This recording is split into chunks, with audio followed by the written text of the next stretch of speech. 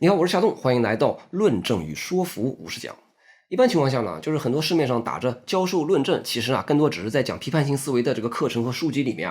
一上来先教逻辑学什么三段论，什么演绎法，什么归纳法，先讲一通。但是呢，这搞的呢，就跟我们之前讲过的一样，好像只是为了学逻辑学而学逻辑学了。我们这门论证课就先讲论证的整体架构，先从总体上讲明白了论证是什么，然后再回过头来练逻辑学的内功心法，而不是一开始就钻到逻辑学的细节里面迷失了论证与说服的全貌。毕竟呢，我们学习逻辑学是为了让我们能够有效的说服别人，所以呢，这一讲呢，我们先把论证的基本结构给介绍清楚喽。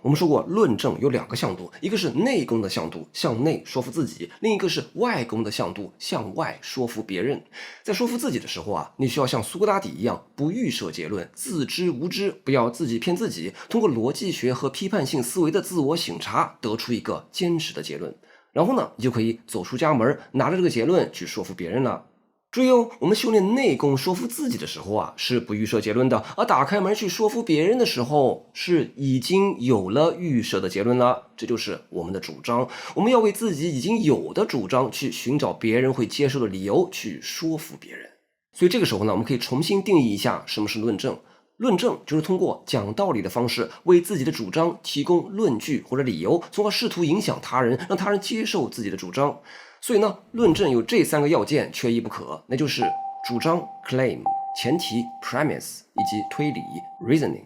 我们来看这一张示意图就一目了然了。主张就是你想要别人接受的结论这就是我们自己修炼内功的时候，自己在家思考后得出的结论。那你想要别人接受你的主张呢？为此呢，你就需要提供理由或者证据在这个论证结构里面呢，这个理由或者证据也就是前提 premise。而论证就是从一个对方已经认可的前提出发，通过推理，从而推导出你想要得出的主张。我们举例子来说明这个例子呢，也是在我们的大问题节目里面讲过的，就是关于堕胎问题的争论。其中呢，有一个反对堕胎的哲学家给出了这样的论证：前提一是，一般而言，故意杀人是错的；前提二是，胎儿是人而不是物；前提三是，堕胎是在故意杀害胎儿作为人的生命。那这三个前提呢，是这位反堕胎的哲学家为他反堕胎的主张提供的理由。那基于这些理由呢，因此得出了他的结论，也就是他的主张：堕胎是错的。论证完毕这里就说明一下，这种前提一、前提二、结论一、结论二的表达论证的方法我们叫做形式化的表达也就相当于数学证明题一样把论证的过程一个一个列出来后面我们会碰到更为复杂的形式化的论证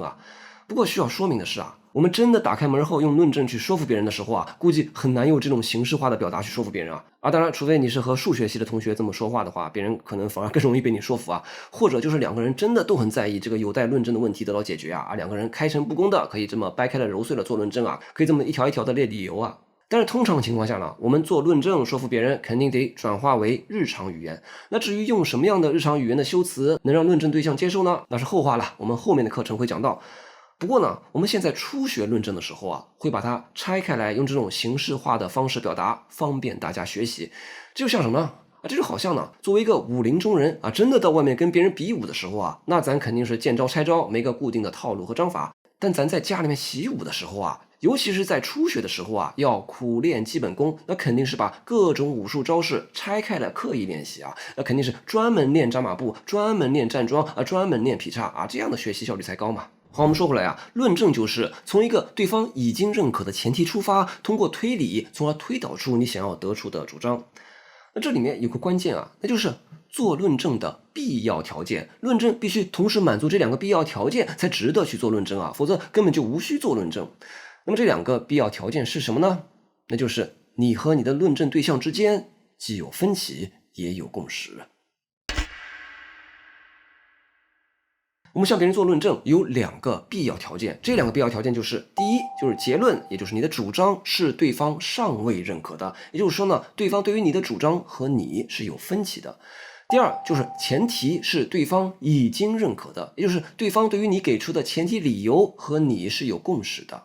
首先我们来看第一个必要条件这个不必多说，大家都懂就是如果你的这个主张是别人已经接受的比如别人和你一样都是反对堕胎的，那别人不用你跟他做论证他已经接受了呀，那你费半天劲跟他做论证，其实在论证一个已经是共识的命题，这不叫做论证，这叫重复共识比如说我们看如下对话，小明说今晚我们下馆子吃饭吧。小红说好呀，你想吃什么？小明说吃火锅怎么样？小红说好的，那就晚上7点火锅店见。小明说好的。你们看这里面没有任何论证因为小明和小红是没有任何分歧的。但如果小红不同意吃火锅这个方案，他就可能会给出不吃火锅的理由比如说吃火锅不够健康，这才会出现论证。所以如果没有分歧就不会有论证。有分歧是做论证的必要条件，而且呢，你也需要知道分歧点在哪，你不要搞错你和你的论证对象的分歧点就比如说呢，你向你的老板做论证主张是本部门第4季度需要加大资金投入然后呢，你给了一大堆理由，但是呢，你根本没搞清楚你和你的老板的分歧点在哪。你老板和你的分歧明明是需要调整业务方向。他认为呢，你手头的这个项目应当完全砍掉，结果呢，你对此浑然不知，以为老板跟你在保留项目这一点上想的是一样的以为分歧只是老板想省钱不肯多投钱。那你之前做的那个需要加大资金投入论证就是驴唇不对马嘴了。好，对主张有分歧是论证的第一个必要条件。我们来看论证的第二个必要条件，前提是对方已经认可的，这是你和论证对象之间已经有的共识，你才能以此为理由来做出推理来说服对方这其实也就牵涉到我们之前讲的用户思维或者说他者意识了。我们做论证是为了说服别人，而不是自说自话所以呢，你论证的前提必须是对方已经认可的，前提必须是你和对方已经达成的共识。你和对方关于主张已经是有分歧的了，别前提也处在分歧之中，那你向对方做的论证就是做了个寂寞就比如说还是之前那个反对堕胎的论证这其中有的前提就并不是所有人都会同意的就比如说呢，有人就不会认可这个前提2，对吧？就是他们认为呢，胎儿就不能算是人，或者至少多少个月之前的胎儿就不能算是人。所以呢，你拿着这个前提去说服一个认为胎儿不是人的人，那就无法说服对方，这就是一个失败的论证。其实这个前提必须是对方已经认可的，这也呼应了我们之前反复讲的，就是论证之所以除了内功心法之外还有外功招式。这个外功招式是因人而异的，为什么呢？是因为每个人的认知处境是不一样的，所以呢，你就不能拿关在自家小房间的时候那些能够说服自己的理由来说服他人。你要说服这个特定的他人你得根据他的认知处境，为他专门去选取特定的前提。我们说到这里大家应该能明白为什么要这么费劲的专门选取前提了，因为论证的基本结构就要求前提必须是你的这个特定的论证对象已经认可的。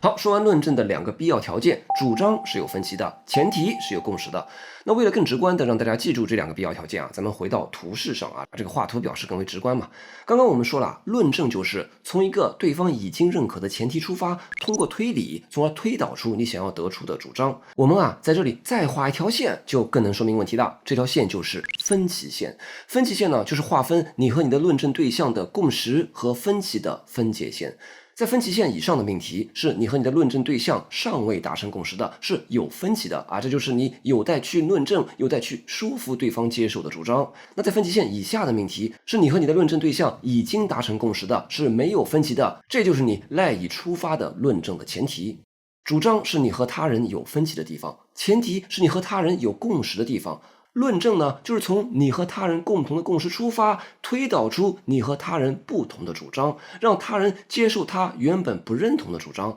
前提求的是同，结论求的是异。论证就是这样一种从同出发到异的过程。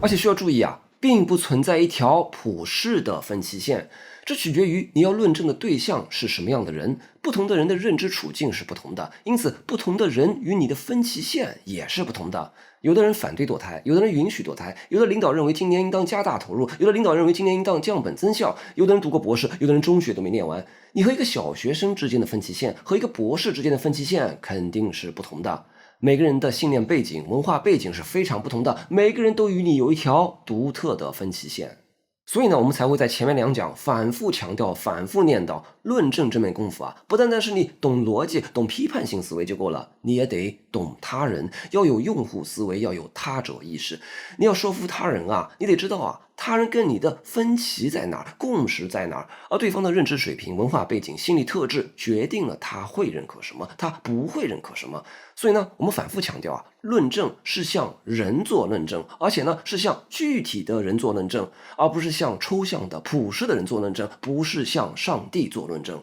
我们学做论证啊，不单单是要学逻辑学和批判性思维，我们更要学习理解具体的人。好，我们今天这一讲介绍了论证的基本结构，论证的三要件是主张、前提和推理，以及其中非常关键的分歧线。如果这一讲只需要你记住一件事的话，就是希望你能够记住这张图。那么接下来几讲呢，我们就分别从这几个要件入手来讲啊。我们说向别人做论证的时候啊，主张是先行的，是我们自己已经想好了一个主张，然后再根据不同的论证对象来选取前提理由。那么我们下一讲就先从这个主张这个要件入手。我是夏冬，论证与说服，我们下一讲再见。以上是我最新制作的这个付费课程《论证与说服50讲》的这个课程视频啊，现在已经上架售卖了啊。我们把这一讲以及未来可能其他几讲的付费视频免费发出来了。一呢是为了给喜欢白嫖的同学有个大概能有一个5、6、7讲的白嫖机会。二呢是告知想要学习论证与说服的朋友知道啊，咱们开了这门课了，课程链接就在置顶评论或者小黄车里面啊，欢迎你也加入进来一起学习论证与说服的技艺。感谢。